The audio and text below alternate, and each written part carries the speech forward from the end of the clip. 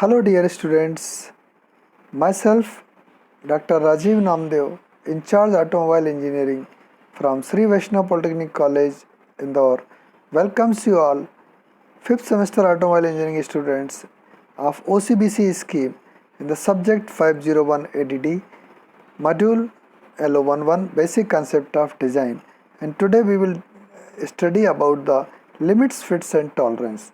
तो यहाँ पर ये जो आपको इमेज दिख रही है, इस इमेज को हम डिटेल में अंदर देखने वाले हैं, limits fits tolerance.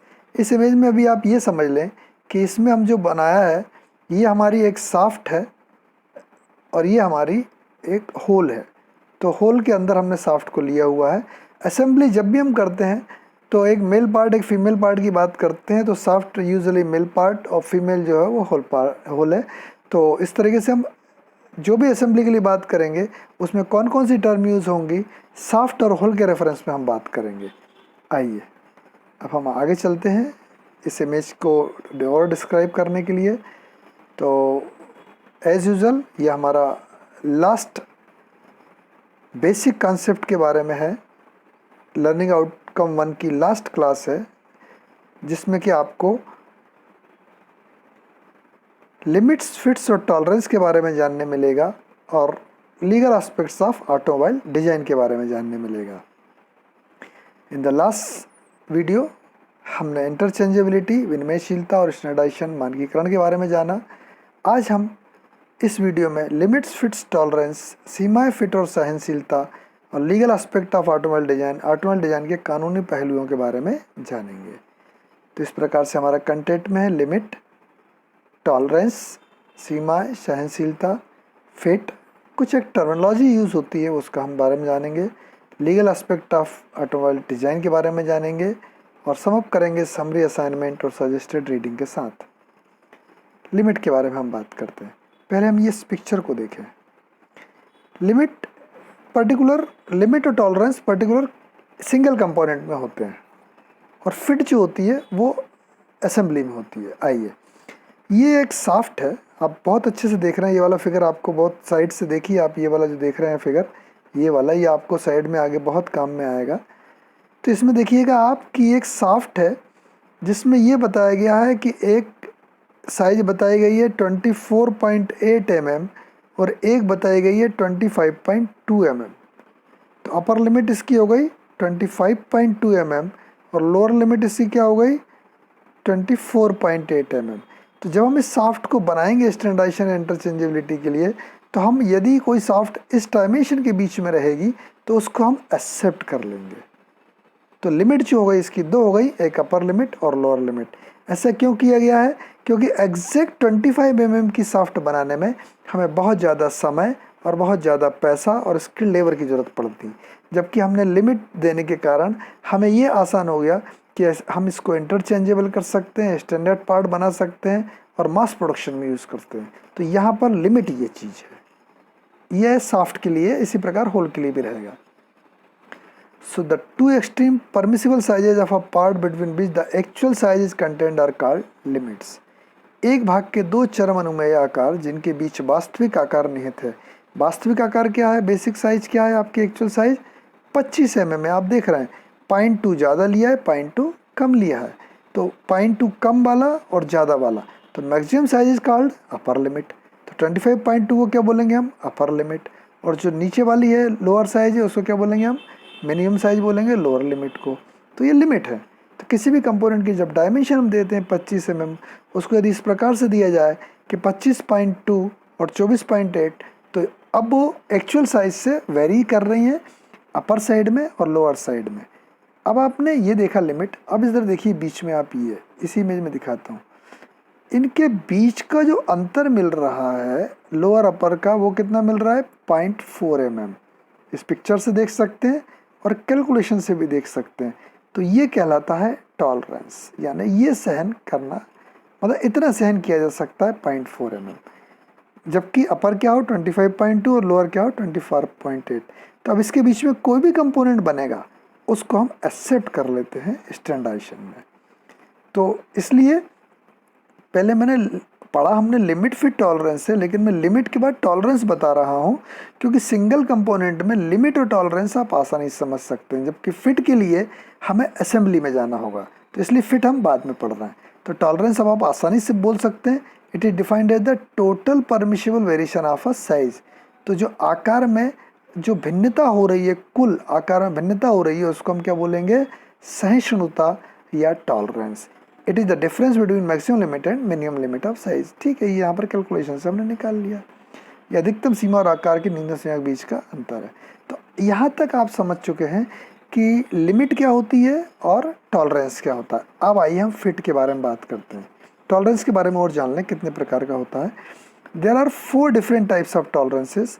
Limit tolerance सीमा सहिष्णुता, सिंगल लिमिट टॉलरेंस सिंगल एकल सीमा सहिष्णुता, बाइलेटरल टॉलरेंस द्विपक्षीय सहिष्णुता और यूनिलेटरल टॉलरेंस एक पक्षी। आइए अब हम इसको इमेज से बहुत और क्लियर करते हैं। यदि डायमेंशन इस प्रकार से लिखी हुई है 0.213, 0.211, यानी इसमें हम क्या दे रहे हैं, लिमिट दे रहे हैं। Upper limit 0.213। जब आप देखिए ड्राइंग में हम क्या लिखते हैं, केवल इसको 0.212, लेकिन यहाँ पर कैसा लिख रहे हैं, 0.212 नहीं लिख रहे हैं, हम क्या लिख रहे हैं, 0.213 से 0.211, मतलब हम इसकी लिमिट दे रहे हैं, तो ये लिमिट टॉलरेंस कहलाएगा। फिगर सेम है, केवल लिमिट को इसमें अंतर यहाँ पर आ रहा है आपका। देखिए अब इसमें हम जो दे रहे हैं 0.212 मैक्सिमम, मतलब हमने केवल मिनिमम क्या हो ये हम नहीं कह रहे हैं। 0.212 मैक्सिमम मतलब हमने सिंगल लिमिट दी है इसकी 0.212 मैक्सिमम। जबकि यहाँ पर देखिए आप 0.212 प्लस माइनस 0.001, यानी अगर हम प्लस लेंगे तो 0.213 हो जाएगा और माइनस लेंगे तो 0.211 हो जाएगा। ये हमारा बाइलेटरल कहलाएगा।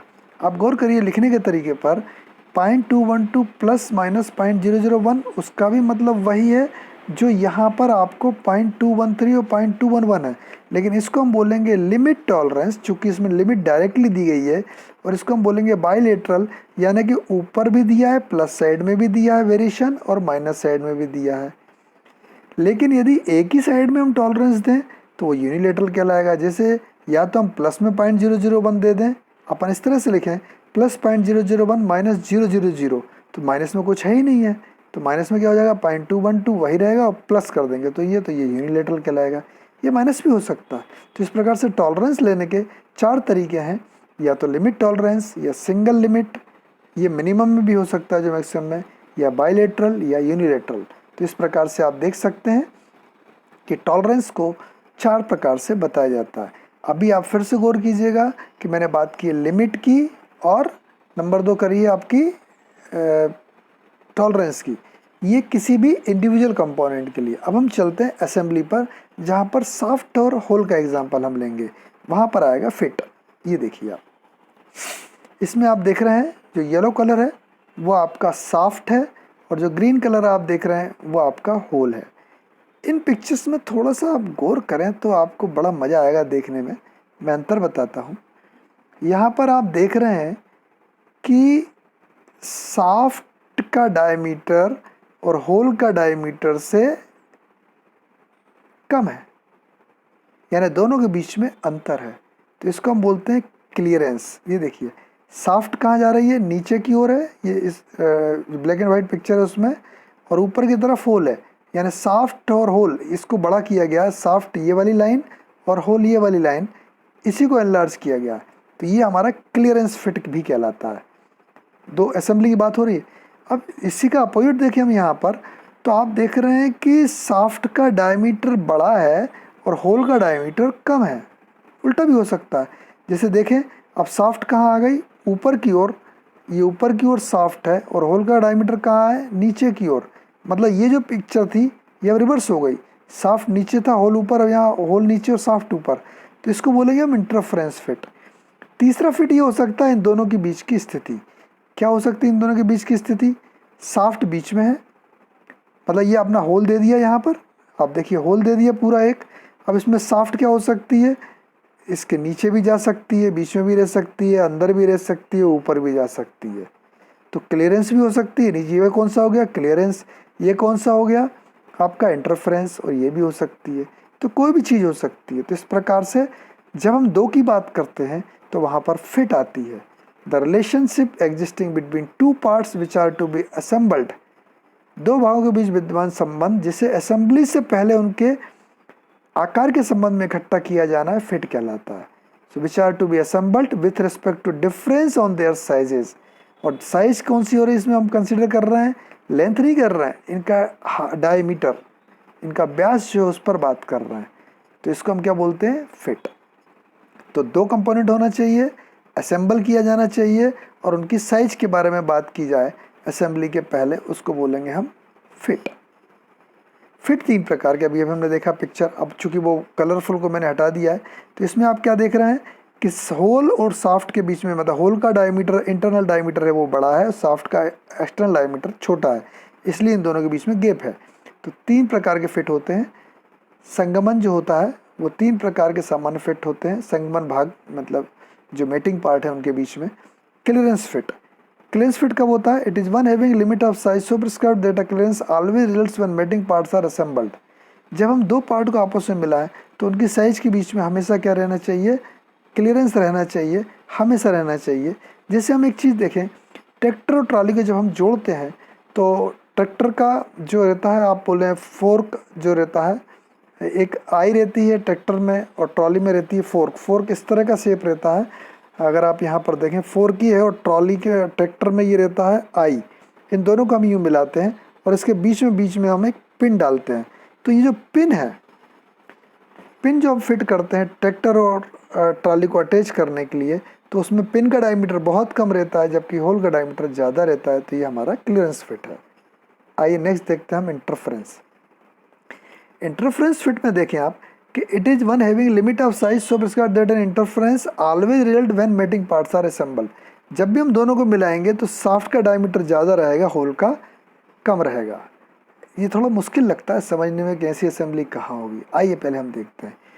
आप लोगों ने बैलगाड़ी देखी होगी, उसका लकड़ी के पहिए के ऊपर एक मेटल का रिंग चढ़ा होता है। तो जो लोग ग्रामीण क्षेत्र के हैं उन्होंने ये देखा होगा कि बैलगाड़ी के लकड़ी के पहिए पे और ये कैसे चढ़ता है।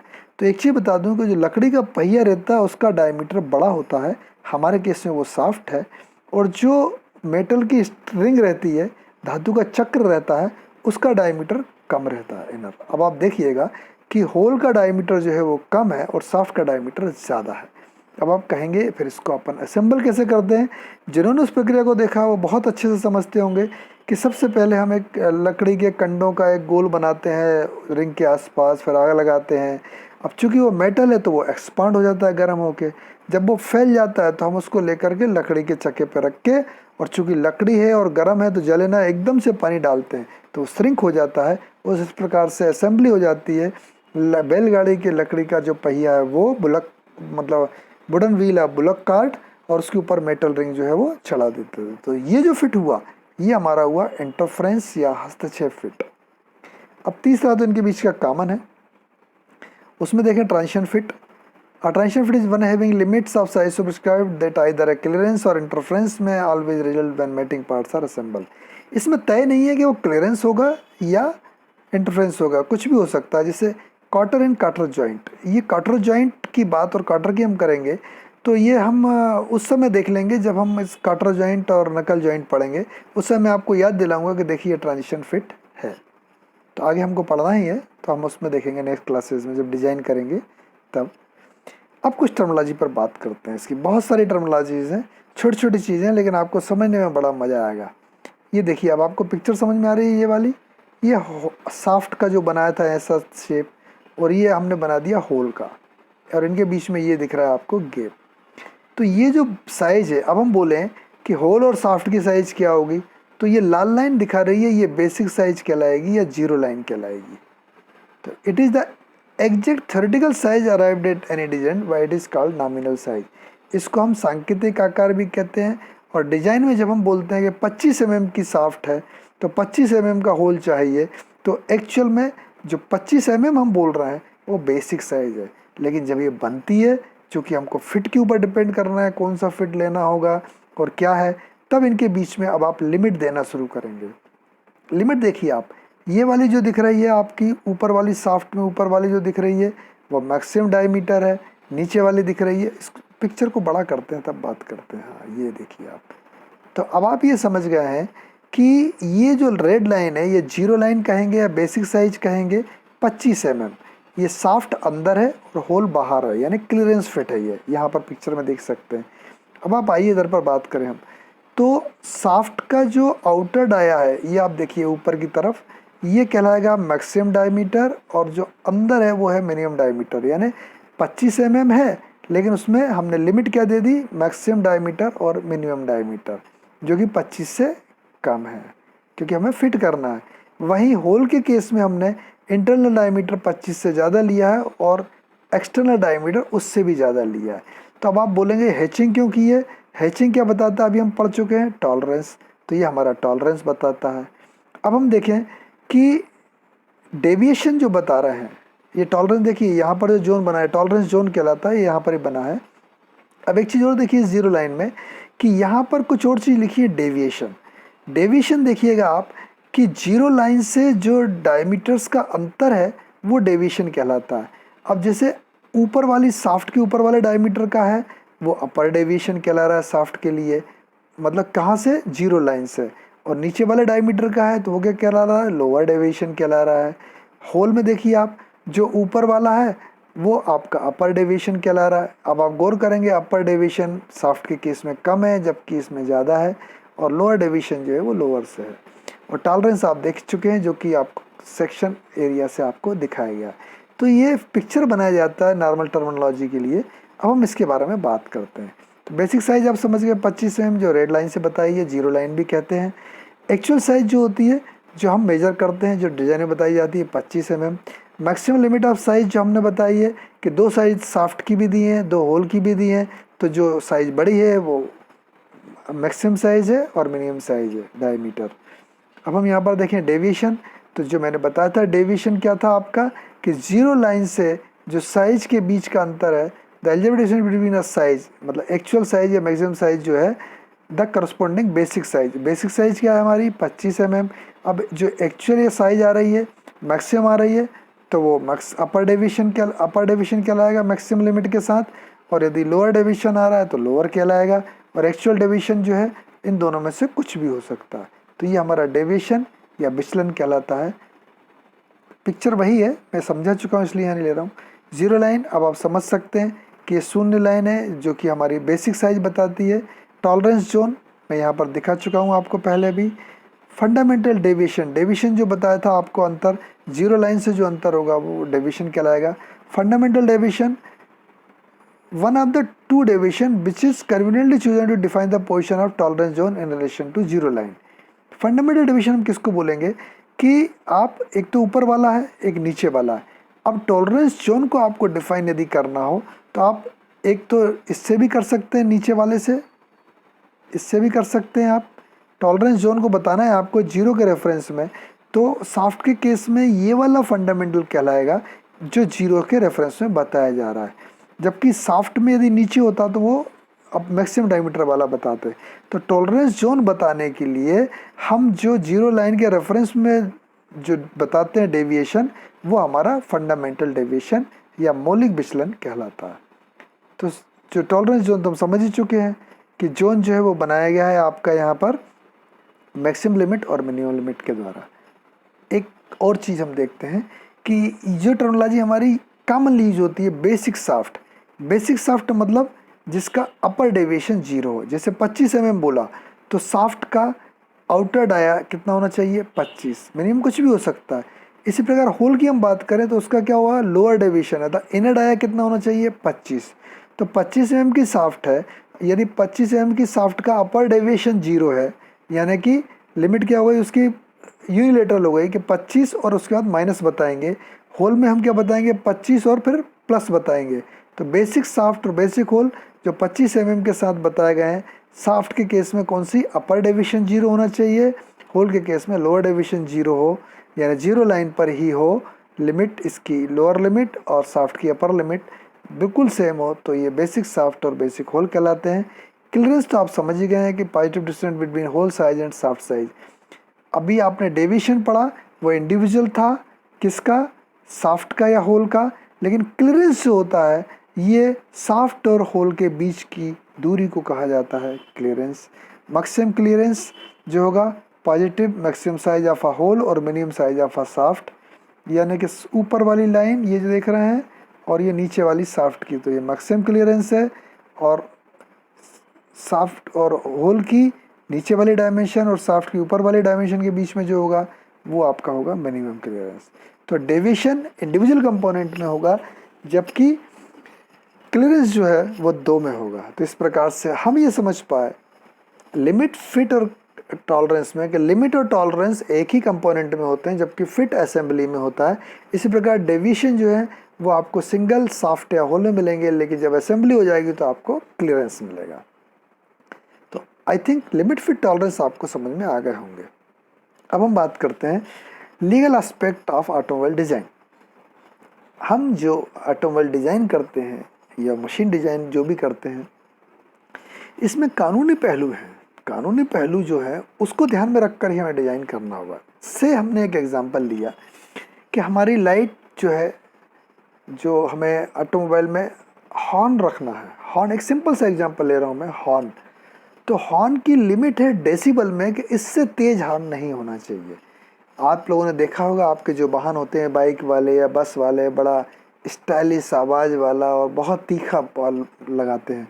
ये उस का जो कानून है उसका ये तोड़ रहे हैं और ट्रैफिक वाले इनसे फाइन लेते हैं।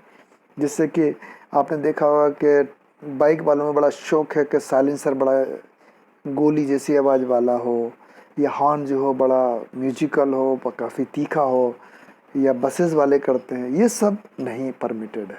तो कंपनी फिटेड जो है साइलेंसर और हॉर्न, वही आपको, अब वो कंपनी फिटेड हुआ कहाँ से, उसके लिए कानूनी पहलू आया कि आप जो साउंड लेवल है उसको इतने डेसिबल तक ही रख सकते हैं। ये मैंने एक छोटा सा एग्जांपल लिया है, ऐसे हर एक छोटे छोटे कंपोनेंट के लिए भी है। हम इसके बारे में पूरा जानते हैं कि इसकी बेसिक थीम क्या है। सो environmental imperatives and safety requirements are two critical issues facing the automotive industry worldwide. दुनिया भर में ऑटोमोटिव उद्योग के सामने 2 महत्वपूर्ण मुद्दे हैं। पहला है पर्यावरणीय अनिवार्यता और सुरक्षा अवस्था।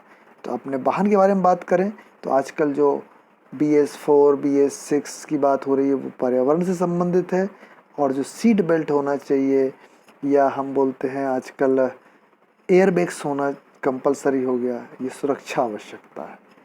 Indian automobile industry in the last decade has made significant progress on the environmental front by adopting stringent emission standards and is progressing towards technical alignment with international safety standards. आपने देखा होगा BS3 बहुत समय तक चला है, लेकिन उसके बाद BS4 आया और डायरेक्ट BS6 पर आ गए। ये हमारी प्रोग्रेस है। पिछले दशक में भारतीय ऑटोमोबाइल उद्योग ने कड़े उत्सर्जन मानकों को अपनाकर पर्यावरण के मोर्चे पर महत्वपूर्ण प्रगति की है और अंतर्राष्ट्रीय सुरक्षा मानकों के साथ तकनीकी संरेखण की दिशा में प्रगति कर रहा है। स्पेशली आप देखिए इसमें, आइए, vehicle manufacturers in the country have to compile with relevant Indian standards and automotive industry standards, IS और AIS। Automotive industry standards AIS कहलाते हैं, जबकि इंडियन स्टैंडर्ड्स IS हैं। तो देश में निर्मित वाहनों को प्रासंगिक भारतीय मानकों और ऑटोमोटिव उद्योग मानकों का पालन करना होता है। Indian standards are being issued since the last 60s, and these standards for automotive components were based on EEC, ISO, DIN, BSAU, FMVSC, etc. at that time. भारतीय मानक 1960 के दशक के उत्तरार्ध से जारी किए जा रहे हैं, और ऑटोमोटिव घटकों के लिए मानक उस समय, जैसे डिन है, जर्मनी का डिन हो गया, ब्रिटिश का हो गया, तो इस प्रकार के मानक हम उपयोग में ला रहे थे। यूजुअली ब्रिटिश के ला रहे थे हम। Indian sign the UNWP 29 1998 agreement in February 2006। Bharat ने साइन किए हैं इस पर। ये क्या है? It continues to actively participate in the global technical regulation GTR formulation by contributing data and subject matter expertise. ये डेटा और विषय वस्तु विशेषज्ञता का योगदान देकर वैश्विक तकनीकी विनियन निर्माण में सक्रिय रूप से भाग लेना जारी रखता है। सायम, आपने नाम सुना होगा Sayam. Society of Indian Automobile Manufacturer SIAM members chair the different expert groups formed to formulate Indian stand on the various safety regulations. SIAM के सदस्य विभिन्न सुरक्षा नियमों पर भारत के रुख को तैयार करने के लिए गठित विभिन्न विशेषज्ञ समूहों की अध्यक्षता करते हैं. तो society of Indian automobile manufacturing SIAM. Alignment of Indian regulations AIS BIS with GTR या ECS is being attempted as per the board roadmap defined by SIAM. SIAM ने एक व्यापक रोड मैप बनाया है, उसमें भारतीय विनियामकों का GTR या EC के साथ संरेखित करने का प्रयास किया जा रहा है. In order to have a planned approach for the introduction of advanced safety features, SIAM drew a roadmap for automobile safety standards. उन्नत सुरक्षा सुविधाओं की शुरुआत के लिए एक योजनाबद्ध दृष्टिकोण रखने के लिए SIAM ने ऑटोमोबाइल सुरक्षा मानकों के लिए एक रोड मैप तैयार किया हुआ है.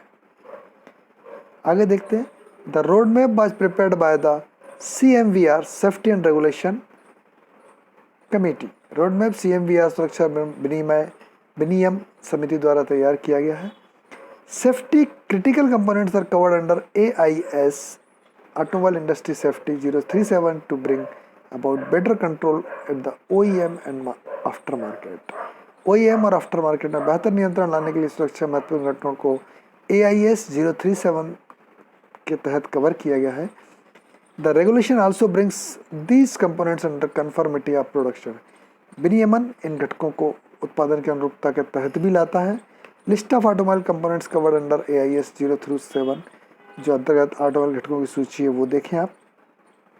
टायर कौन से होना चाहिए, horn, rear view mirror, safety belts, bulbs, speed limiting devices, triangle. आपने देखा होगा कार के साथ एक ट्रेंगल आता है, लेकिन हमारे यहाँ के लोगों को पता ही नहीं उसका यूज़ क्या है. एक रिफ्लेक्टर होता है ट्रेंगल. जब भी आप रात में या दिन में कहीं खड़े हैं तो उस रिफ्लेक्टर को आप सबसे पहले अपनी गाड़ियों के ऊपर रखें कार के. अदरवाइज वो समझते हैं घर में रख लेते हैं, उनका कोई यूज़ ही नहीं करते हैं. Brake hose, lighting and light signalling devices, safety glass, wheel rim, CNG LPG regulator vaporisers या कंपोनेंट्स, रेट्रो रिफ्लेक्टर्स. इसके अलावा crash requirements introduce in the country mandatorily 2017 onwards after the test facilities are commission in 2016. 2016 में परीक्षण सुविधाओं के चालू होने के बाद 2017 से देश में अनिवार्य रूप से क्रैश आवश्यकताएं शुरू की गई हैं. आपने ऑटोमोबाइल में एक यहाँ पर मैं बता दूं, चूँकि हम ये रेगुलेशन पढ़ रहे हैं, तो इंदौर के नियर बाई सभी जानते हैं कि पीतमपुर में ऑटोमोबाइल टेस्टिंग ट्रक बना हुआ है जिसके बारे में बहुत कुछ आ रहा है. वहाँ पर भी हम ये क्रैश जो है, इस क्रैश फैसिलिटी हमारे पास अवेलेबल है, टेस्टिंग फैसिलिटी जो हम कर सकते हैं. इसके अलावा ऊपर एक जो लिंक दी गई है इसमें और डिटेल में डिज़ाइन कंपोनेंट्स के बारे में दिया हुआ है कि कौन कौन से हम कानूनी पहलू हैं किसी भी पर्टिकुलर कंपोनेंट के लिए. सो आज की इस क्लास में हमने लिमिट, फिट्स और टॉलरेंस में बोल रहा हूँ, लेकिन हमने लिमिट और टॉलरेंस पहले पढ़े थे, चूँकि ये सिंगल कंपोनेंट में होते हैं जबकि फिट असेंबली में होता है. टर्मिनोलॉजी हमने जानी और ऑटोमोबाइल डिज़ाइन के कानूनी पहलुओं के बारे में जाना.